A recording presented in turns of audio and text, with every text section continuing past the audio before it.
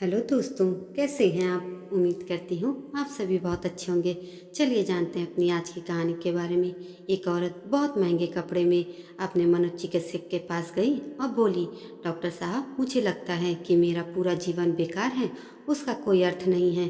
क्या आप मेरी खुशियाँ ढूंढने में मदद करेंगे? मनोचिकित्सक ने एक बूढ़ी औरत को बुलाया जो वहाँ साफ सफाई का काम करती थी और उस अमीर औरत से बोला, मैं इस बूढ़ी औरत से तुम्हें यह बताने के लिए कहूँगा कि कैसे उसने अपने जीवन में खुशियाँ ढूंढी।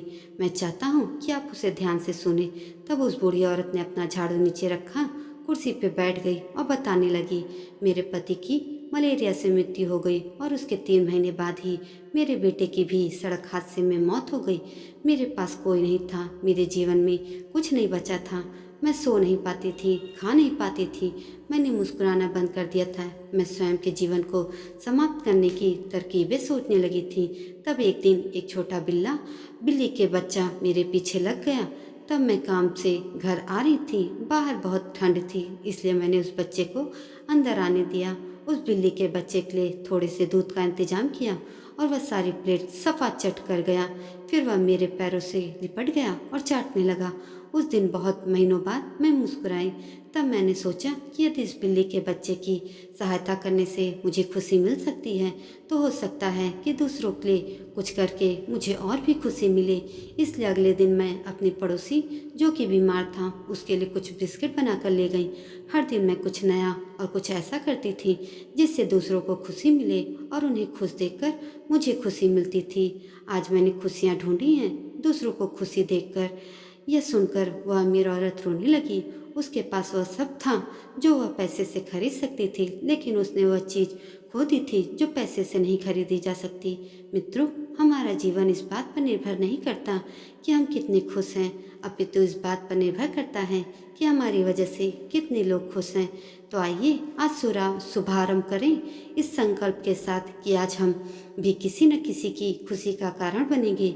मुस्कुराइए कि आप अध्यापक हैं और आप जब मुस्कुराते हुए कक्षा में प्रवेश करेंगे तो देखिएगा सारे बच्चों के चेहरे पर मुस्कान छा जाएगी।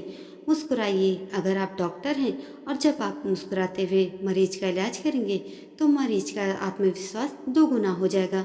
मुस्कुराइए अगर आप एक गृहिणी हैं तो मुस्कुराते हुए घर का हर एक काम कीजिए और फिर देखना पूरे परिवार में खुशियों का माहौल बन जाएगा।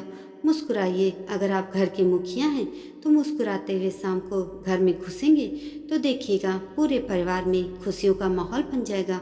मुस्कुराइए अगर आप एक बिजनेसमैन हैं और आप खुश होकर कंपनी में घुसते हैं तो देखिएगा सारे कर्मचारियों के मन का प्रेशर कम हो और माहौल खुशनुमा हो जाएगा। मुस्कुराइए अगर आप दुकानदार हैं और मुस्कुराकर अपने ग्राहक का सम्मान करेंगे तो ग्राहक खुश होकर आपकी दुकान से ही सामान लेगा। मुस्कुराइए कभी सड़क पर चलते हुए अनजान आदमी को देखकर देखिएगा उसके चेहरे पर मुस्कान आ जाएगी। मुस्कुराइए क्योंकि मुस्कुराहट के पैसे नहीं लगते हैं, यह तो खुशी और संपन्नता की पहचान है। मुस्कुराइए क्योंकि आपकी मुस्कुराहट कई चेहरों पर मुस्कान लाएगी। मुस्कुराइए क्योंकि ये जीवन आपको दोबारा नहीं मिलेगा। मुस्कुराइए क्योंकि क्रोध में दिया गया आशीर्वाद भी बुरा लगता है और मुस्कुरा कर कहे गए बुरे शब्द भी अच्छे लगते हैं। मुस्कुराइए क्योंकि दुनिया में हर आदमी खिले फूलों और खिले चेहरों को पसंद करता है। मुस्कुराइए क्योंकि आपकी हंसी किसी की खुशी का कारण बन सकती है। मुस्कुराइए क्योंकि परिवार में रिश्ते तभी तक कायम रह पाते हैं जब तक हम एक दूसरे को देखकर मुस्कुराते रहते हैं। और सबसे बड़ी बात, मुस्कुराइए क्योंकि यह मनुष्य होने की पहचान है। एक पशु कभी भी मुस्कुरा नहीं सकता, इसलिए स्वयं भी मुस्कुराइए और औरों के चेहरे पर भी मुस्कुराहट लाएं। मुस्कुराइए क्योंकि यही जीवन है। दोस्तों, यह लेख आपको कैसा लगा कमेंट करके ज़रूर बताइएगा और ऐसी अन्य कहानियों और लेखों के लिए मेरे चैनल को भी सब्सक्राइब जरूर कर दीजिएगा। धन्यवाद।